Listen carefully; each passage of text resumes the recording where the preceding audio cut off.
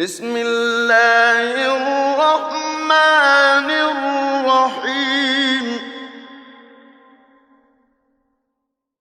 الحمد لله الذي أنزل على عبده الكتاب ولم يجعل له عوجا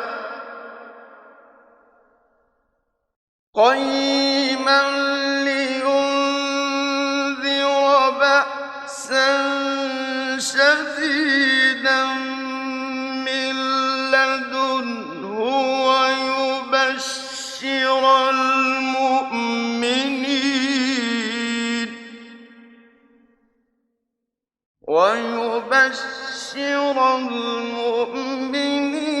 الذين يعملون الصالحات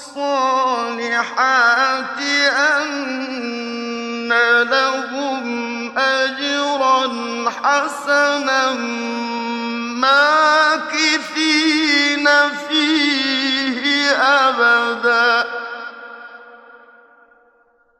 ماكثين فيه أبدا وينذر الذين قالوا اتخذ الله ولدا ما لهم به من علم ولا لآبائهم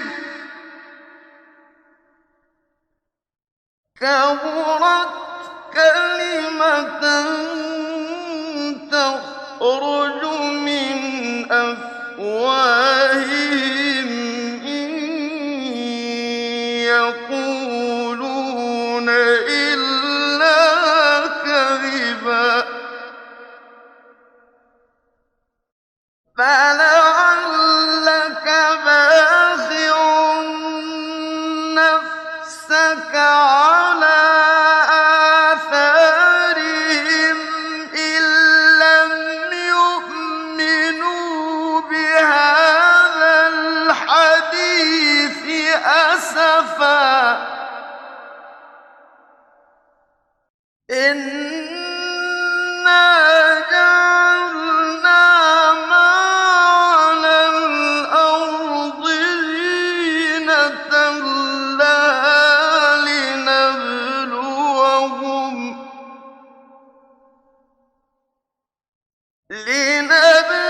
لنبلوهم أيهم أحسن عملا وإنا لجاعلون ما عليها صعيدا جرزا أم حسبت أن أصحاب الكهف والرقيم كانوا من آياتنا عجبا إذ أوى الفتية إلى الكهف فقالوا ربنا آتنا من لدنك رحمة وهيئ لنا من أمرنا رشدا فضربنا على آذانهم في الكهف سنين عددا ثم بعثناهم لنعلم أي الحزبين أحصى لما لبثوا أمدا نحن نقص عليك نبأهم بالحق إنهم فتية آمنوا بربهم وزدناهم هدى وربطنا على قلوبهم إذ قاموا فقالوا ربنا رب السماوات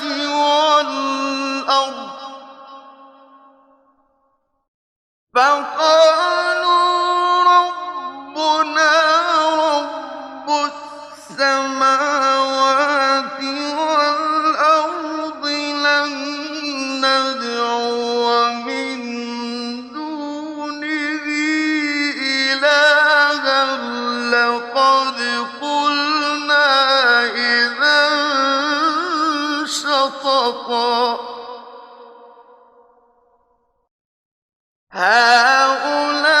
هؤلاء قومنا اتخذوا من دونه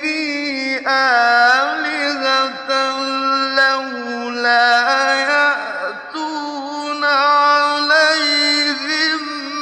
بسلطان بين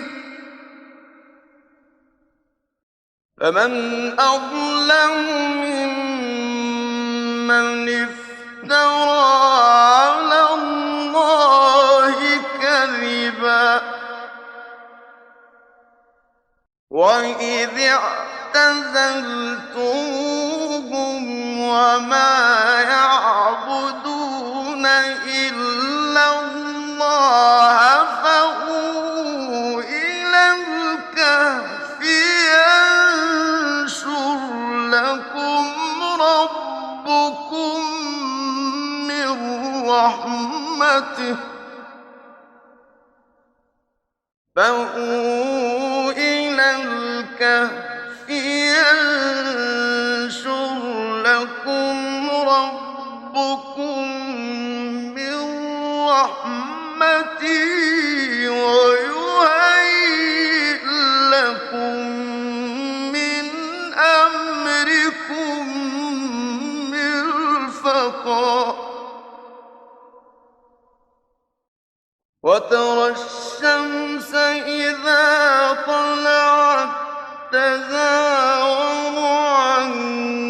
كهفهم ذات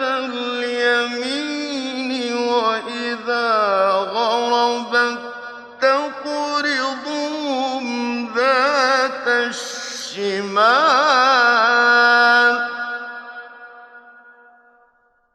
وإذا غربت تقرضهم ذات الشمال وهم في فجوة منه ذلك من آيات الله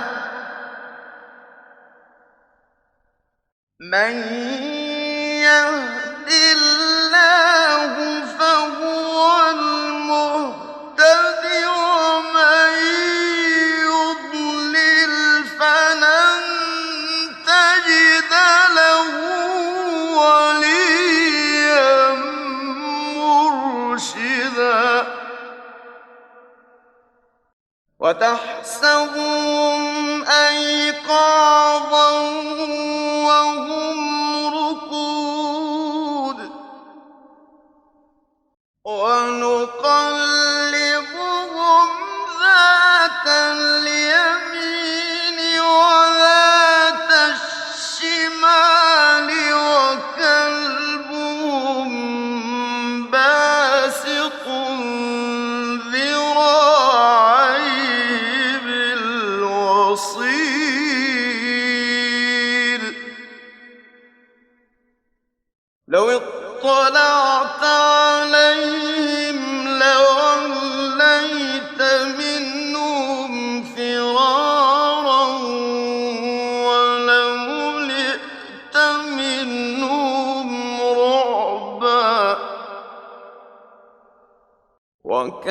وكذلك بعثناهم ليتساءلوا بينهم قال قائل منهم كم لبثتم قالوا لبثنا يوما أو بعض يوم قالوا ربكم أعلم بما لبثتم فابعثوا أحدكم بورقكم هذه إلى المدينة فابعثوا أحدكم بورقكم هذه إلى المدينة فلينظر أيها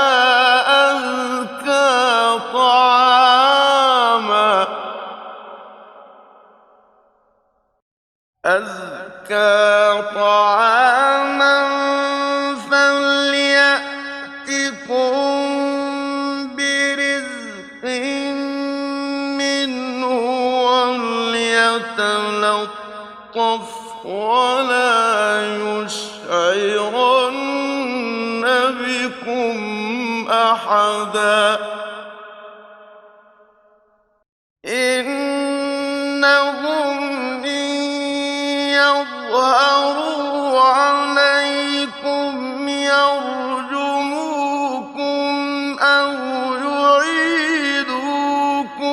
في ملتهم ولن تفلحوا إذا أبدا وكذلك أعثرنا عليهم ليعلموا أن وعد الله حق وأن الساعة لا ريب فيها وأن الساعة لا ريب فيها إذ يتنازعون بينهم أمرهم فقالوا ابنوا عليهم بنيانا ربهم أعلم بهم قال الذين غلبوا على أمرهم لنتخذن عليهم مسجدا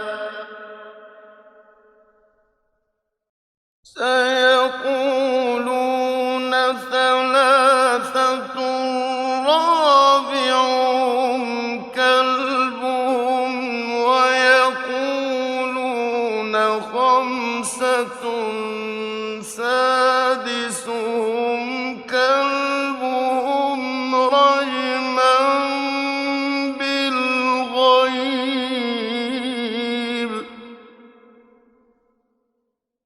ويقولون خمسة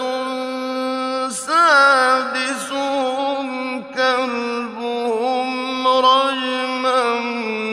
بالغيب ويقولون سبعة وثامنهم كلبهم قل ربي أعلم بعدتهم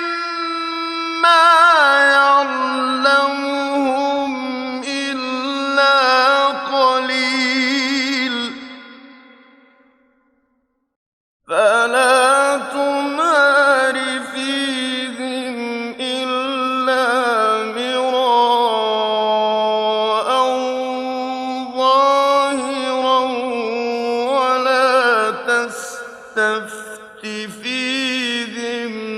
منهم أحدا ولا تقولن لشيء إني فاعل ذلك غدا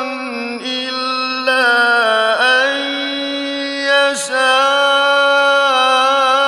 الله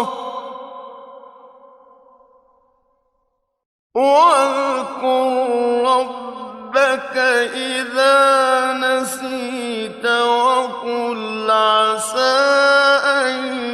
يهديني ربي لأقرب من هذا رشدا ولا تقولن لشيء إني فاعل ذلك غدا إلا أن يشاء الله واذكر ربك إذا نسيت وقل عسى أن يهديني ربي لأقرب من هذا رشدا ولا تقولن لشيء إني فاعل ذلك غدا إلا أن يشاء الله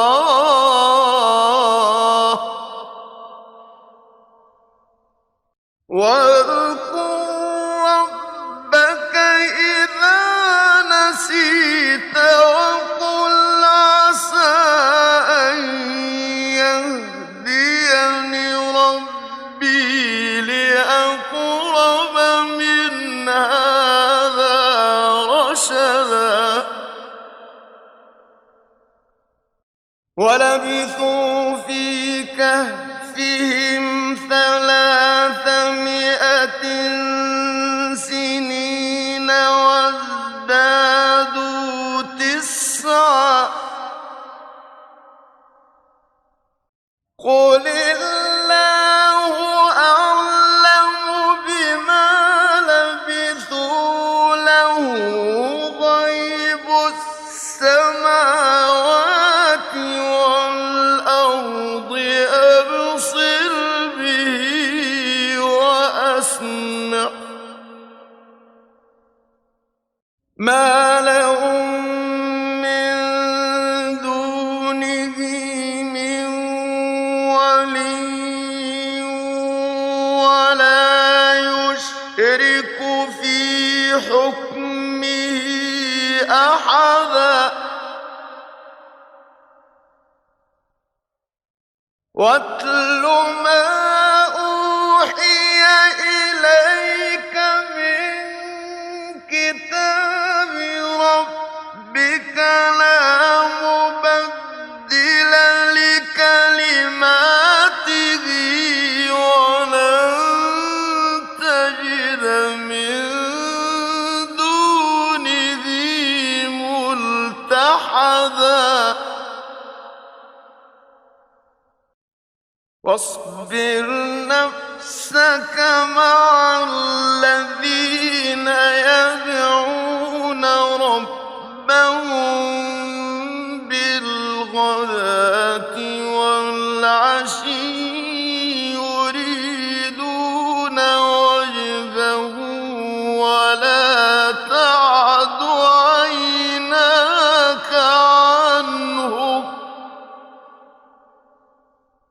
ولا تعد عيناك عنهم تريد زينة الحياة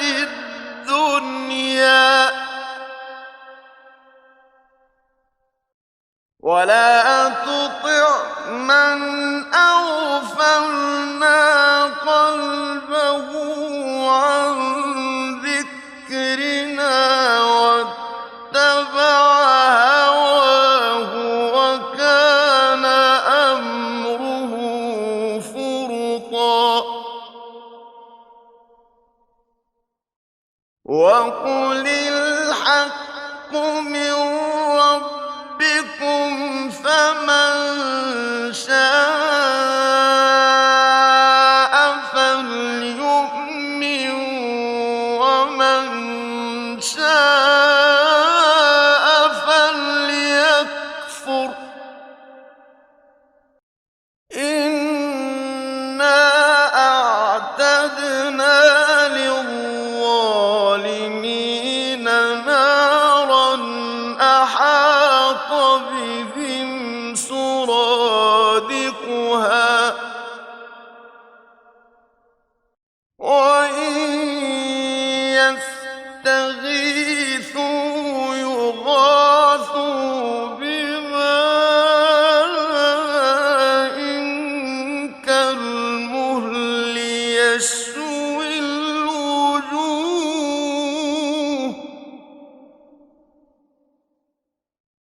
بئس الشراب وساءت مرتفقا إن الذين آمنوا وعملوا الصالحات إنا لا نضيع أجر من أحسن عملا أولئك لهم جنات عدن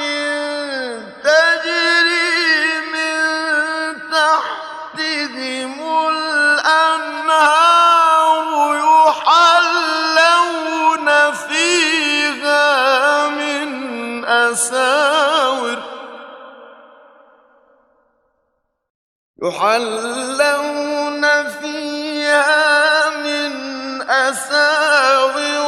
من ذهب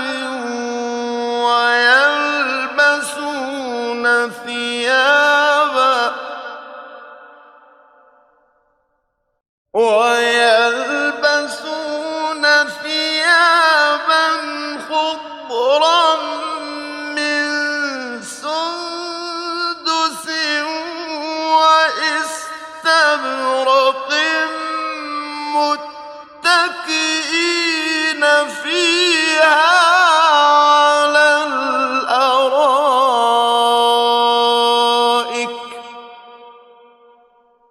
نعم الثواب وحسنت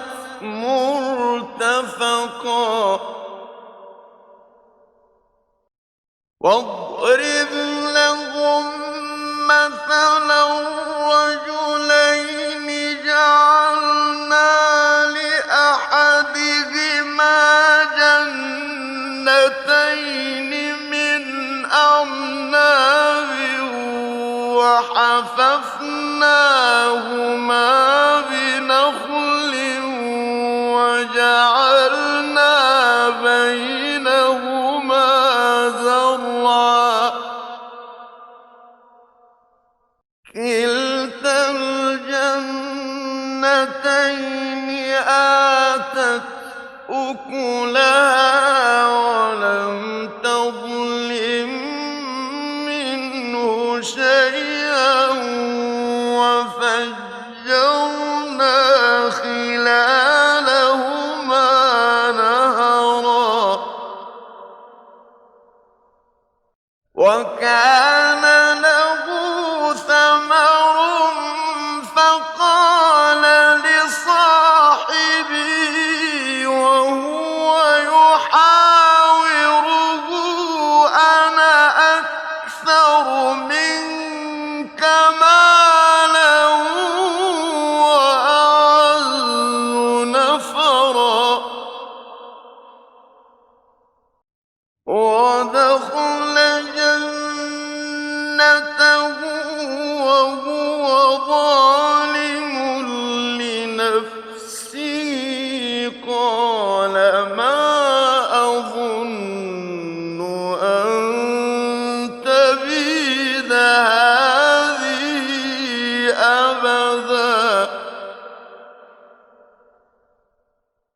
وما أظن الساعة قائمة ولئن رددت إلى ربي لأجدن خيرا منها منقلبا قال له صاحبه وهو يحاوره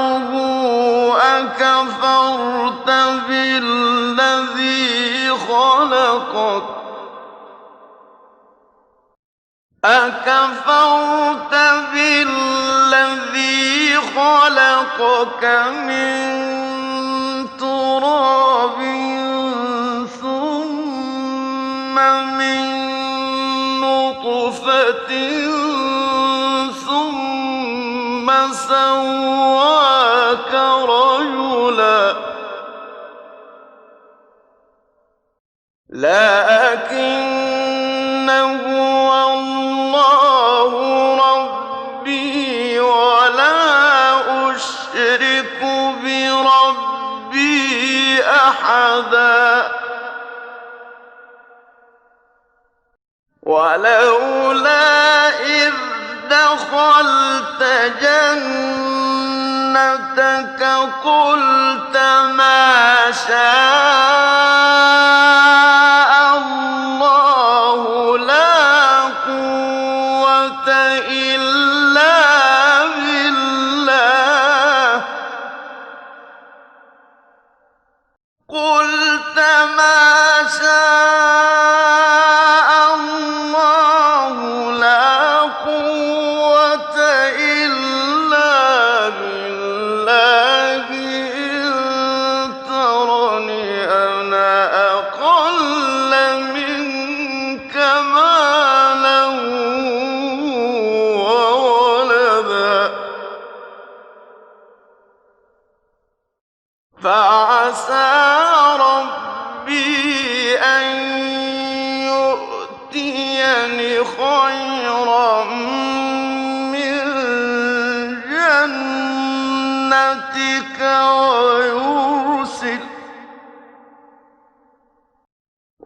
ويرسل عليها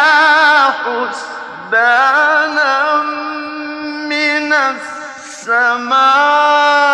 السماء فتصبح صعيدا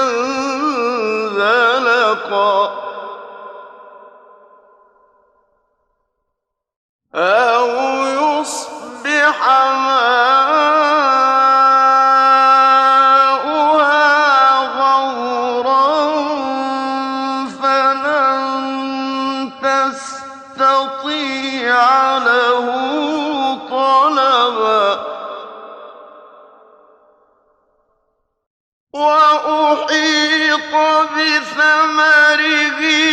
فأصبح يقلب كفيه على ما أنفق فيها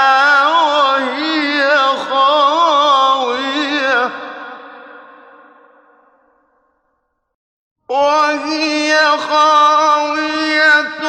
على عروشها ويقول يا ليتني لم أشرك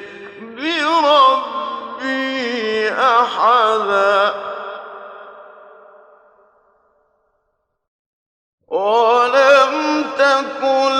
له فئة ينصرونه من دون الله وما كان منتصرا هنالك الولاية لله الحق هو خير ثوابا وخير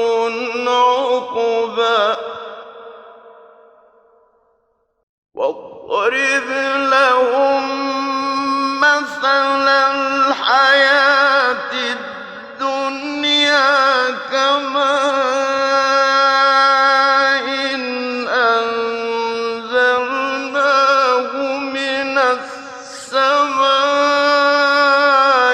فَاخْتَلَطَ بِهِ نَبَاتُ الْأَرْضِ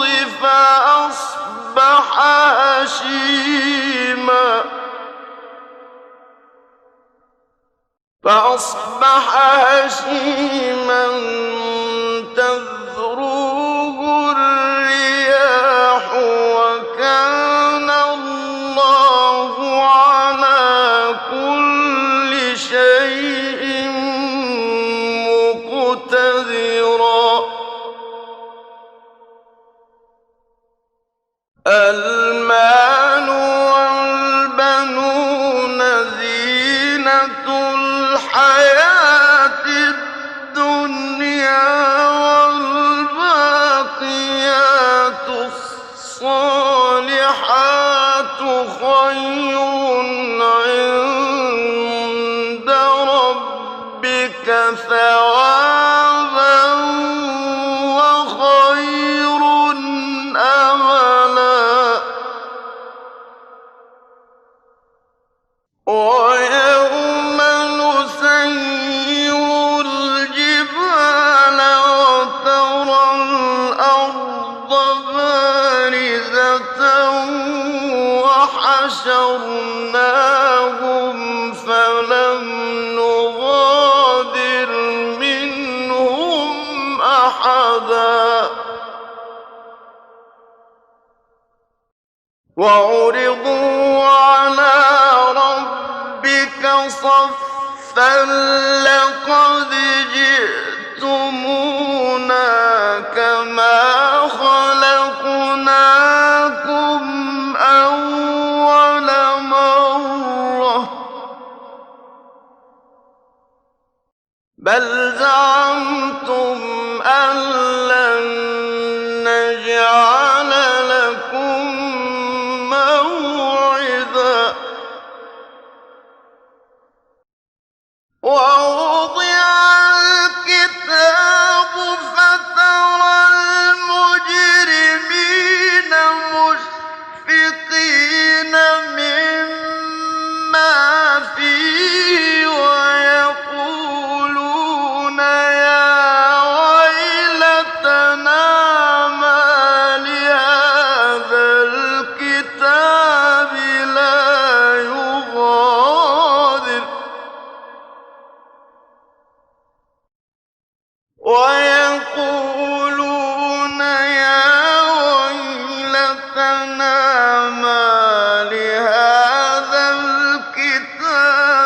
لَا يُغَادِرُ صَغِيرَةً وَلَا كَبِيرَةً إِلَّا أَحْصَاهَا ۚ وَوَجَدُوا مَا عَمِلُوا حَاضِرًا ۗ وَلَا يَظْلِمُ رَبُّكَ أَحَدًا وَإِذْ قُلْنَا لِلْمَلَائِكَةِ اسْجُدُوا لِآدَمَ فَسَجَدُوا إِلَّا إِبْلِيسَ كَانَ مِنَ الْجِنِّ فَفَسَقَ عَنْ أَمْرِ رَبِّهِ ۗ أَفَتَتَّخِذُونَهُ وَذُرِّيَّتَهُ أَوْلِيَاءَ مِن دُونِي وَهُمْ لَكُمْ عَدُوٌّ ۚ بِئْسَ لِلظَّالِمِينَ بَدَلًا مَا أَشْهَدتُّهُمْ خَلْقَ السَّمَاوَاتِ وَالْأَرْضِ وَلَا خَلْقَ أَنفُسِهِمْ وَمَا كُنتُ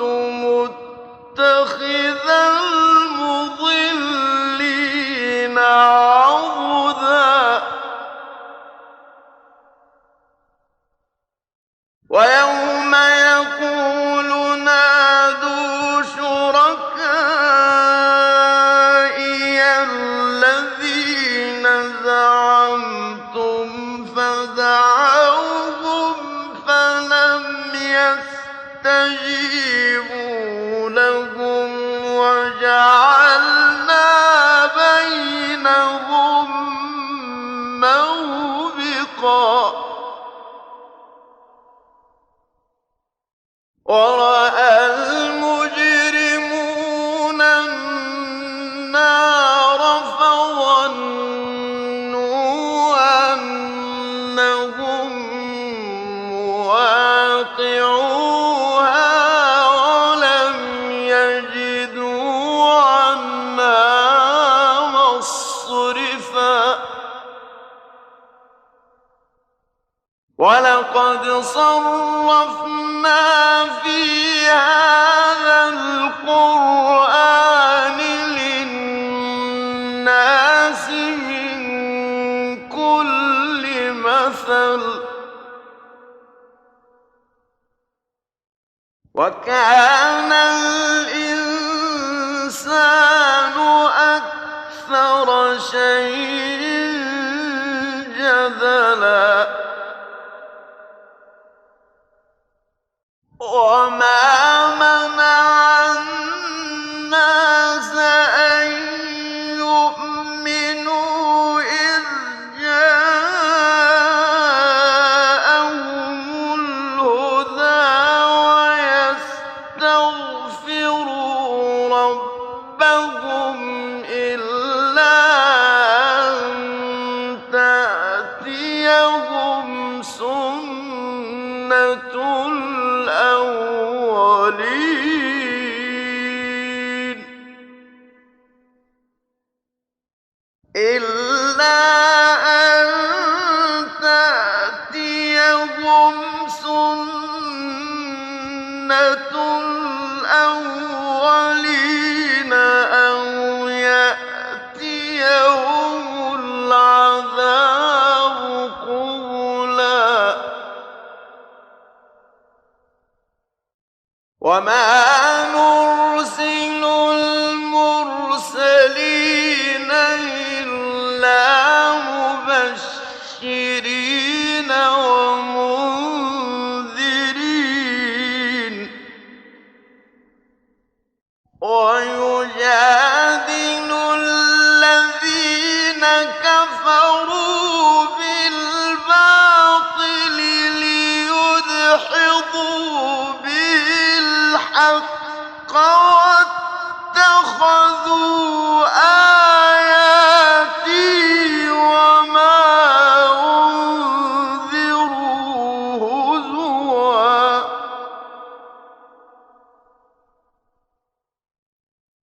ومن أظلم ممن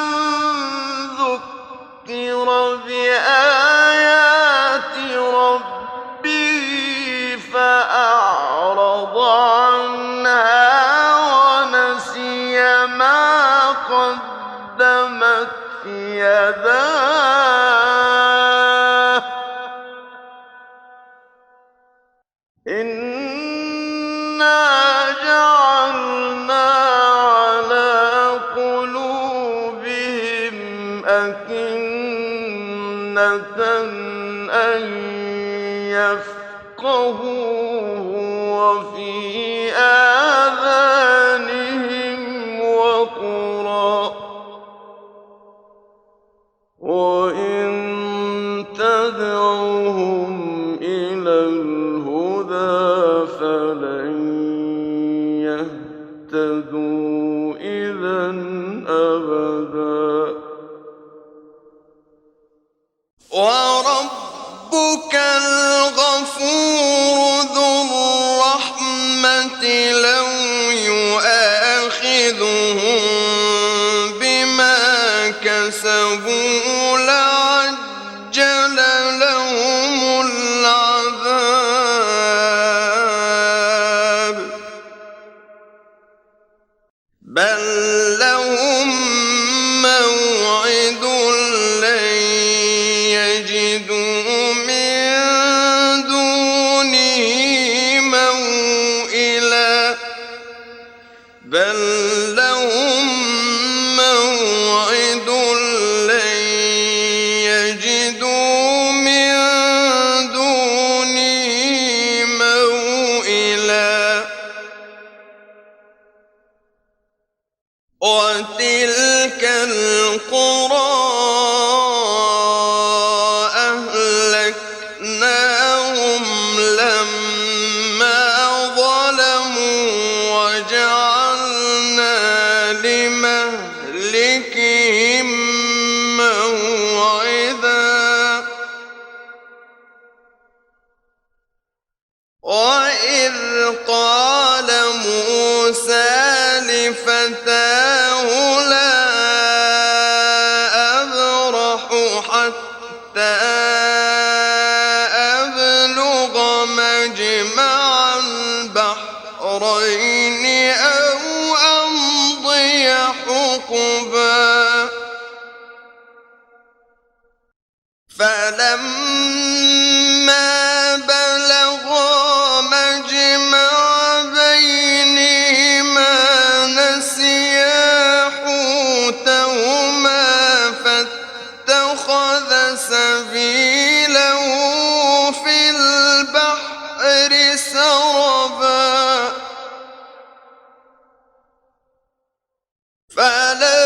فلما جاوزا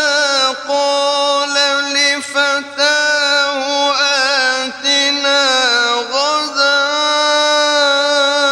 غداءنا لقد لقينا من سفرنا هذا نصبا قال أرأيت إذ أوينا إلى الصخرة فإني نسيت الحوت وما أنسانيه إلا الشيطان أن أذكره واتخذ سبيله في البحر عجبا قال ذلك ما كنا نبغي فارتدا على آثارهما قصصا فوجدا عبدا من عبادنا آتيناه رحمة من عندنا وعلمناه من لدنا علما قال له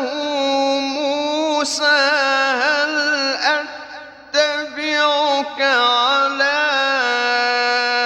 أن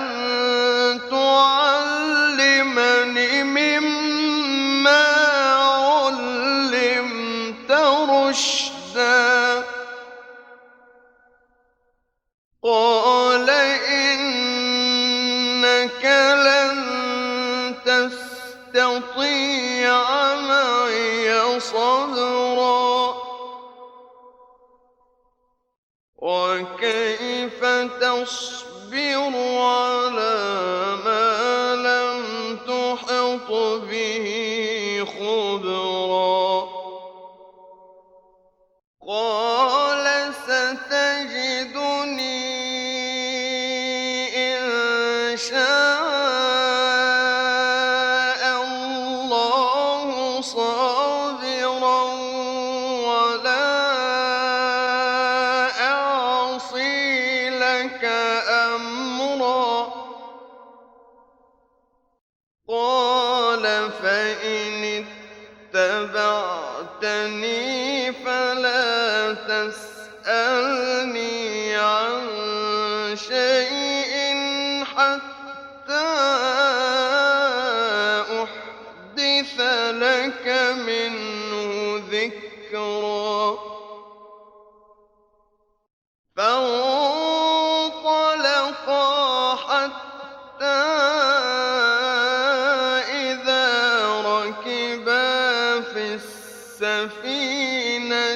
خرقها قال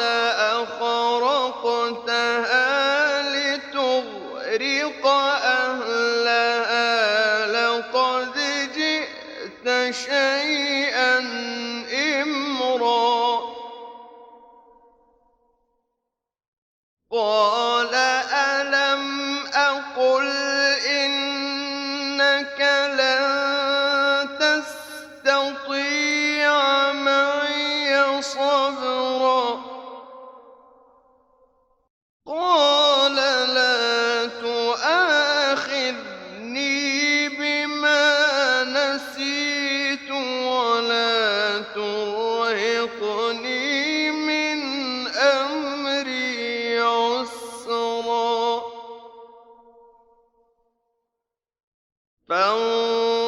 فانطلقا حتى إذا لقيا غلاما فقتله قال أقتلت نفسا زكية بغير نفس لقد جئت شيئا نكرا قال ألم أقل لك إنك لن تستطيع معي صبرا قال إن سألتك عن شيء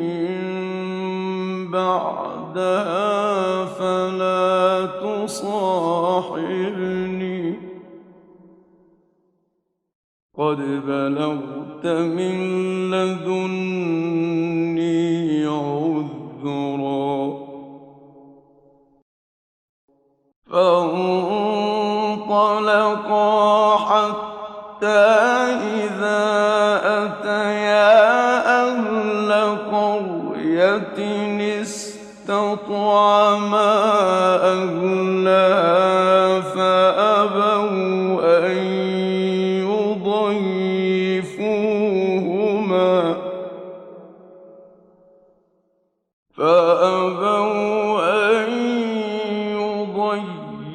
يضيفوهما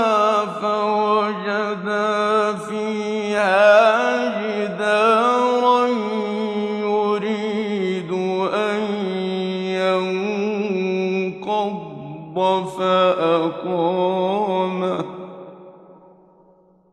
فأقامه قال لو شئت لاتخذت عليه أجرا قال هذا فراق بيني وبينك سأنبئك بتأويل ما لم تستطع عليه صبرا أما السفينة فكانت لمساكين يعملون في البحر فأردت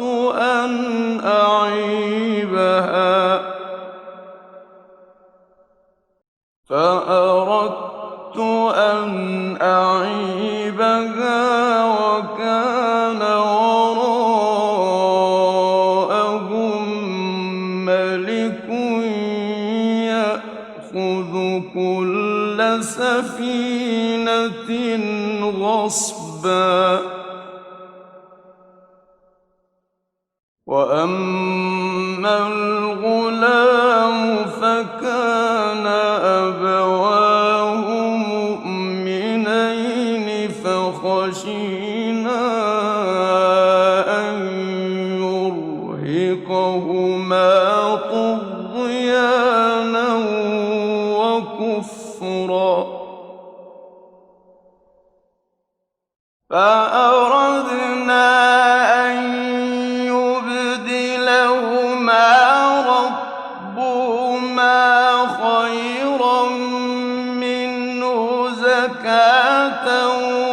وأقرب رحما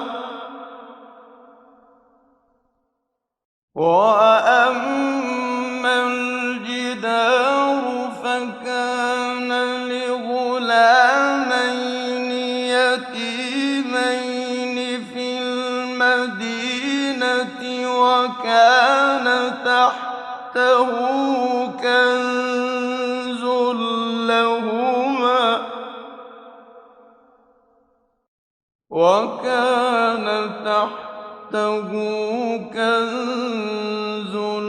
لهما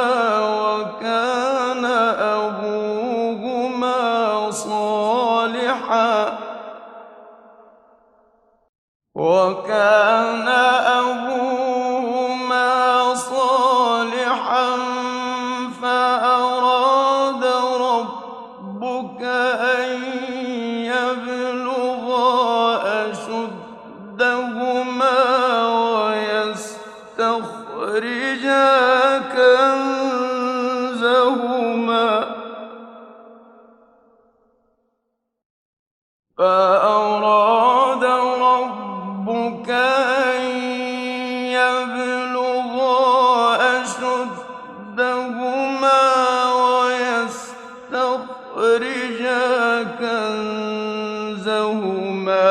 رحمة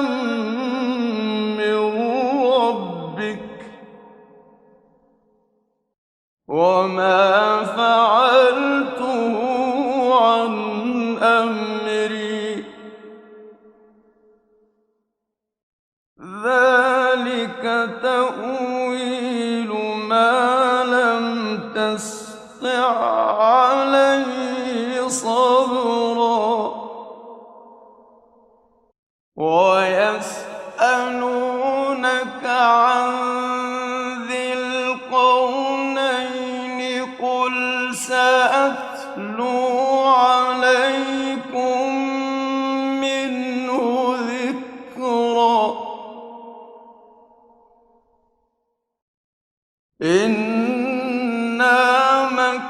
مكنا له في الأرض وآتيناه من كل شيء سببا فأتبع سببا حتى إذا بلغ مغرب الشمس وجدها تغرب في عين حمئة ووجد عندها قوما قلنا يا ذا القرنين إما أن تعذب وإما أن تتخذ فيهم حسنا قال أما من ظلم فسوف نعذبه ثم يرد إلى ربه فيعذبه عذابا نكرا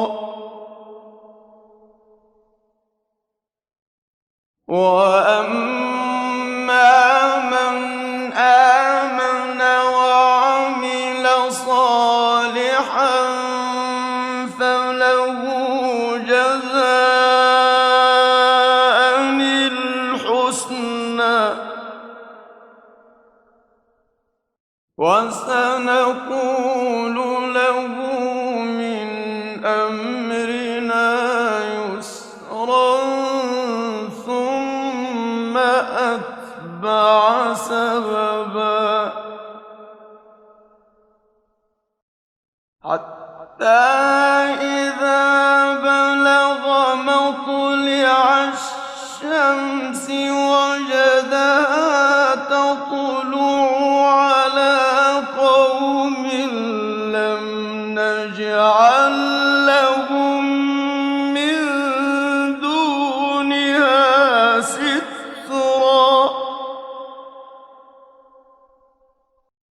كذلك وقد أحطنا بما لديه خبرا ثم أتبع سببا حتى إذا بلغ بين السدين وجد من دونهما قوما لا يكادون يفقهون قولا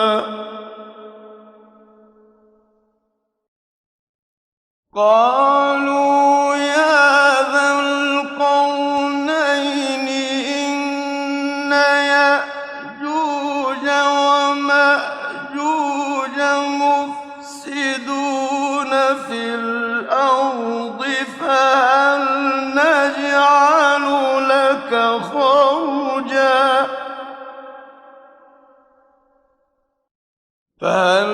نجعل لك خرجا على أن تجعل بيننا وبينهم سدا قال ما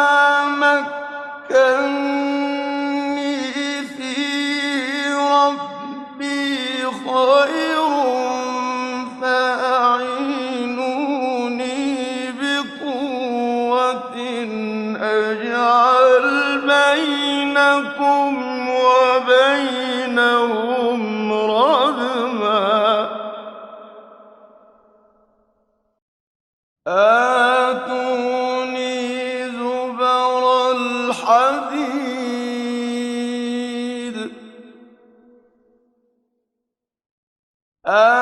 آتوني زبر الحديد حتى إذا ساوى بين الصدفين قال انفخوا حتى إذا جعله نارا قال آتوني أفرغ عليه قطرا فما استطاعوا أن يظهروه وما استطاعوا له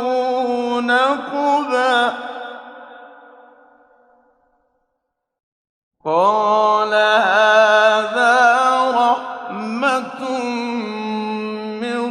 ربي فإذا جاء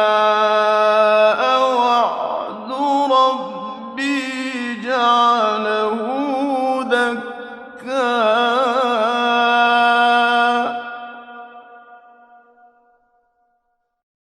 وكان وعد ربي حقا وتركنا بعضهم يومئذ يموج في بعض ونفخ في الصور فجمعناهم جمعا وعرضنا جهنم يومئذ للكافرين عرضا الذين كانت أعينهم في غطاء عن ذكري وكانوا لا يستطيعون سمعا أفحسب الذين كفروا أن اتخذوا عبادي من دوني أولياء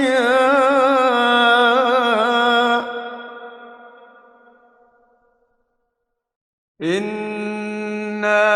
أعتدنا جهنم للكافرين نزلا قل هل ننبئكم بالأخسرين أعمالا الذين ضل سعيهم في الحياة الدنيا وهم يحسبون أنهم يحسنون صنعا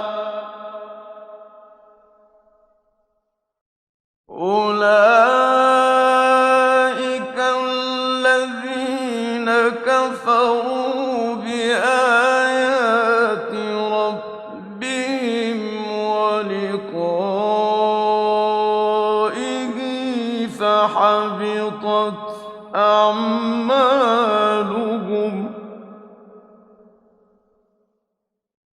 فحبطت أعمالهم فلا نقيم لهم يوم القيامة وزنا ذلك جزاؤهم جهنم بما كفروا واتخذوا آياتي ورسلي هزوا إن الذين آمنوا وعملوا الصالحات كانت لهم جنات الفردوس نزلا خالدين فيها لا يبغون عنها حولا قل لو كان البحر مدادا لكلمات ربي لنفد البحر قبل أن تنفد كلمات ربي لنفد البحر قبل أن تنفد كلمات ربي ولو جئنا بمثله مددا قل إنما أنا بشر مثلكم يوحى إلي أنما إلهكم إله واحد فمن كان يرجو لقاء ربه فليعمل عملا صالحا ولا يشرك بعبادة ربه أحدا